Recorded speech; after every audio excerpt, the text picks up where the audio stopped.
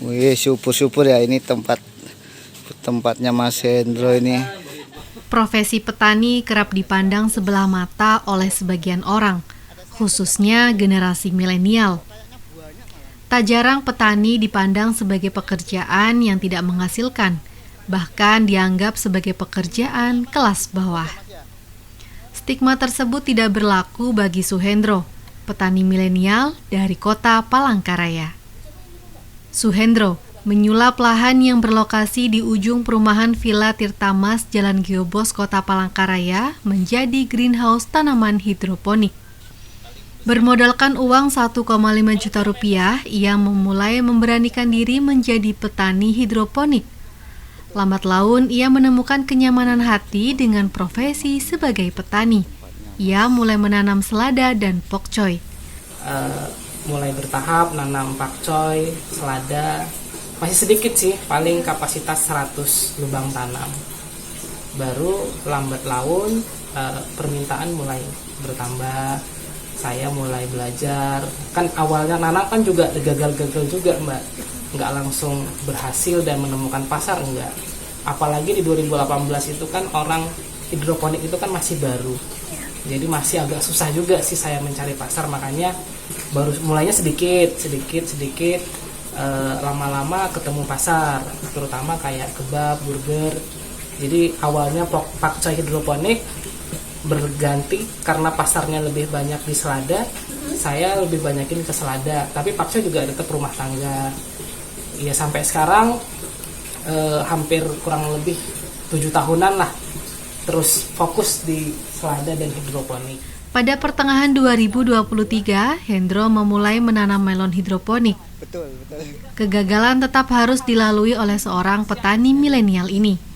Namun, berkat kegigihannya, semangat serta ilmu yang ia miliki, saat ini melon hidroponiknya sukses dan berhasil dipanen. Dari 140 lubang tanam, lebih dari 100 lubang tanam bisa ia panen. Begini cerita Suhendro.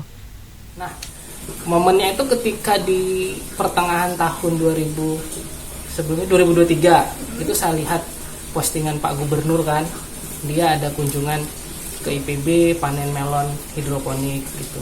Oh, bagus ya gitu kan. Akhirnya saya coba cari di YouTube, riset. Awalnya terinspirasi dengan itu. Pak Gubernur jauh-jauh ke IPB cuman ngeliat hidroponik melon kan. Kenapa di Kalteng kita nggak coba ya gitu. Akhirnya saya belajar dan di bulan 10 itu udah mulai riset. Awalnya nanam sedikit dulu untuk melon hidroponik ini.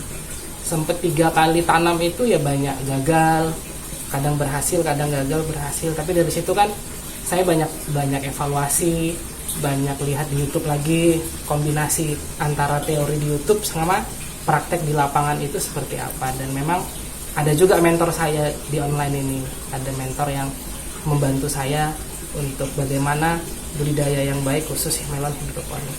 Alhamdulillah ketemu itu, dan di 2024 itu mulai 2023 akhirnya deal sama yang punya tanah sebelah itu kan.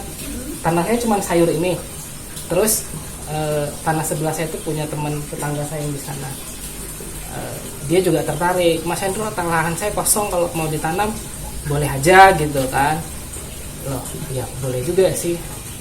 Akhirnya tadi saya skala produksinya cuma sedikit, sudah mulai ketemu proses budidaya dan banyak kegagalan dan keberhasilannya. Ya udah, akhirnya saya memberanikan diri untuk ya udah Pak, kalau yang punya tanah saya sampaikan kalau bagaimana kita bangun greenhouse yang besar, kita buat skala produksi. Modalnya kita bagi 2. Kenapa nggak dana saya semua? Karena khawatirnya kalau itu pakai uang saya semua, yang punya tanah ingin menjual tanah atau dia ingin memakai kan bisa saja kan. Udah Mas Hendro, saya cuma 2 tahun ya, habis itu sampai ambil lagi. Akhirnya saya kan juga investasi kan lumayan besar di greenhouse. Akhirnya saya nggak berani, dan karena beliau juga ingin invest, ya pasti kan juga beliau mikir juga kan kalau di tengah jalan, ya udahlah Mas, kita berhentiin aja ya. Akhirnya beliau oke, saya oke. Ilmu dan pengalaman yang kemarin itu saya sudah dapat, memberanikan diri untuk skala budidayanya. menggunakan pipa 4 in. Kalau sebelumnya kan saya pakai yang 3 in, 2 in setengah, kok kayaknya masih kurang gitu. Akhirnya nyoba 4 in dan memang alhamdulillah hasilnya bagus lah. Walaupun di tanam perdana ini kan kita banyak evaluasi juga Mas. Skala produksi itu memang ternyata setelah saya konsultasi dengan teman saya yang online itu, oh banyak yang saya juga belum kemarin itu belum tahu. Ternyata ketika pas sudah diproduksi ini, oh kendalanya itu. Jadi bahasa tingkat kegagalan mungkin saya prediksi 10-20%, kemungkinan masih ada yang gagal. Tapi kan dari situ nanti saya evaluasi untuk tanam selanjutnya, kegagalan itu lebih diminimalisir. Jadi jumlah yang ditanam sendiri ada berapa? Kurang lebih 140.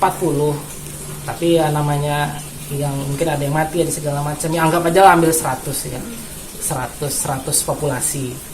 100 populasi itu ya 10-20% kemungkinan mungkin tadi ada yang buahnya nggak baik, kurang layak jual. Nah, kalau untuk harga itu saya kisaran 40.000 per kilo. 40.000 per kilo, satu buah itu rata-rata 1,8 sampai 2 kiloan.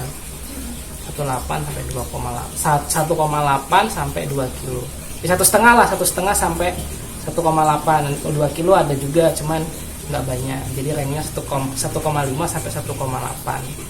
Dari testimoni hampir semuanya sih ya alhamdulillah baik sih. Maksudnya mereka juga pernah beli di A2 Fresh yang melon hidroponik. Rasanya lebih enak ya kan, dengan harga juga agak lebih murah. Kalau di A2 Fresh kan biasa dibanderol 50 ribuan per kilo. Kalau saya jual 40.000 per kilo. Karena ya kalau saya kan langsung dari petaninya Mbak. Kalau kayak mereka kan reseller menjualkan lagi ya pasti marginnya kan harus dapat gitu. Dan memang untuk sementara fokus saya tidak ke reseller tapi langsung ke konsumen, karena kan saya ingin mendapatkan review dan masukan dari pelanggan-pelanggan yang sebenarnya ini seperti apa, apakah sudah baik atau kurangnya di mana, nanti kita evaluasi lagi untuk riset awal dan perbaikan ditanam selanjutnya.